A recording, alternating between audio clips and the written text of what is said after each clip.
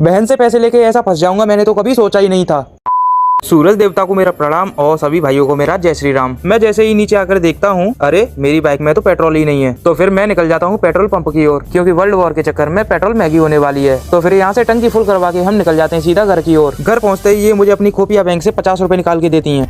मगर क्यों? अब देखो, इन्होंने ये पैसे अपने तेल शैम्पू के लिए इकट्ठे किए थे, मगर कभी कभी घर में पैसे खुले नहीं होते हैं तो इन पैसे ये पैसे ले लिए जाते हैं। अपने पैसों को खर्च होता था कि ये मम्मी के पास जाके रोती हैं और फिर मैं बाजार जाकर इनका सामान लाके इनको पकड़ा देता हूँ। पर ये भिखारी दोबारा से पैसे मांगने लगा मुझसे। फिर ये बोलती है, अरे मैंने तो हल्दी मंगाई थी, तू मिर्च लेके आ गया है। फिर मैं दोबारा परेशान होकर बाजार जाता हूँ और इन्हें हल्दी का पाउच लाके दे देता हूँ। अब यहाँ पे गद्दे की धुलाई चल रही है, क्यों? क्योंकि सर्दियाँ चली गई हैं। फिर इनके साथ मैं भी थोड़ी मजदूरी करवा देता हूँ और जल्दी से नहा धोकर रेडी हो जाता हूँ। फिर हम दोनों भाई निकल जाते हैं कैंट की ओर, क्यों? क्योंकि भैया जा रहे हैं ग्वालियर अपने कुछ काम से। जरा मेरा हेलमेट तो देखो। अब देखो, हमारे पास एक हेलमेट है जो कि बहुत ही बढ़िया है, नया है। अब मुझे इस हेलमेट को इस चौराहे के चक्कर में लाना पड़ रहा है, क्योंकि एक चालान हमारे पास पहले से ही चल रहा है, वो भी 1000 रुपए का। फिर भैया को स्टेशन पर छोड़ मैं भी निकल जाता हूँ घर की ओर। And subscribe. सुबह सुबह रेडी होकर मैं किचन में देखता हूँ, यहाँ पर तो खाना बनाने की तैयारियां चल रही होती हैं। तो फिर क्या, मैं भी 2 रोटियां लपेट देता हूँ और जैकेट हेलमेट पहन के और बैग लेके आ जाता हूँ बाहर। पहली रोटी तो खा लूं।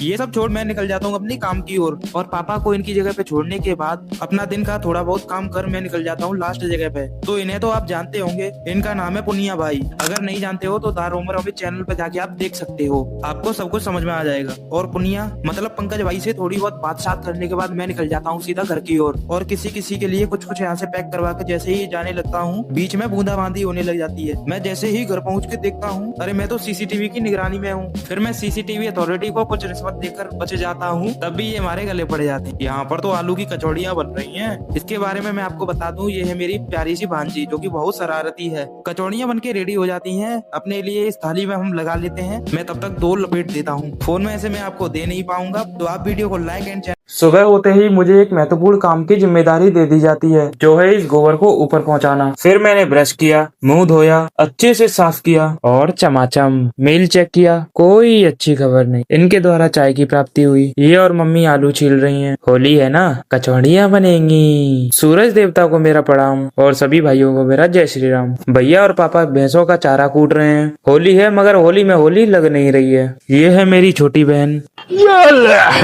अब लग रही है होली। इन्होंने अपनी धन्नों को निलाया, तब तक ये अपनी गद्दी पे विराजमान हो गई। फिर ये प्यारी सी बच्ची इन्हें भी लालम लाल कर देती है। और आप सभी को होली की हार्दिक शुभकामनाएं। आज सुबह होते ही मैं देखता हूँ हमारे घर पे तो बहुत सारे व्यंजन बनाए जा रहे हैं, क्योंकि आज हमारे गाँव का मेला है और हम माता रानी का नेजा चढ़ा रहे हैं।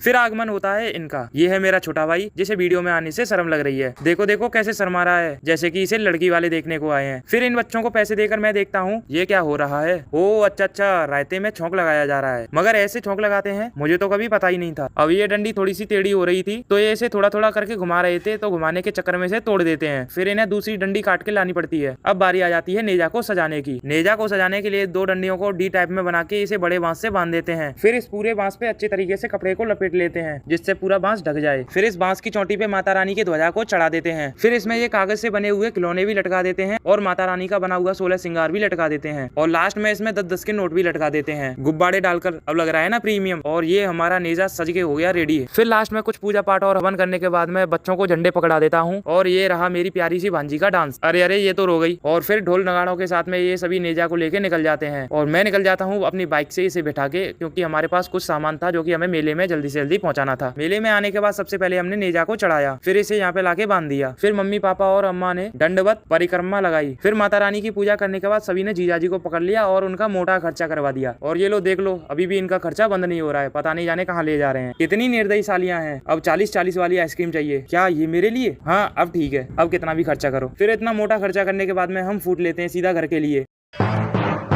आपकी तारीफ मैं खुद नहीं करता।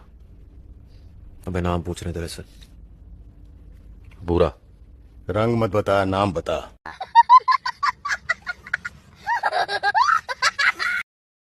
नहीं सारुण के यहाँ कुछ तो गड़बड़ है। आइए देखते हैं बाहर से मजा आएगा।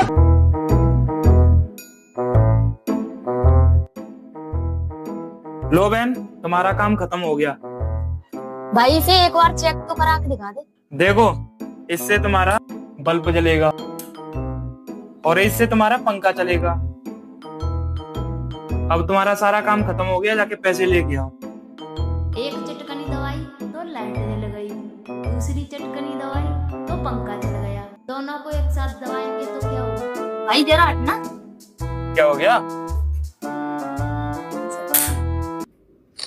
This is the end. आज घर पे चाउमीन बना के ऐसा हो जाएगा हमने तो कभी सोचा ही नहीं था।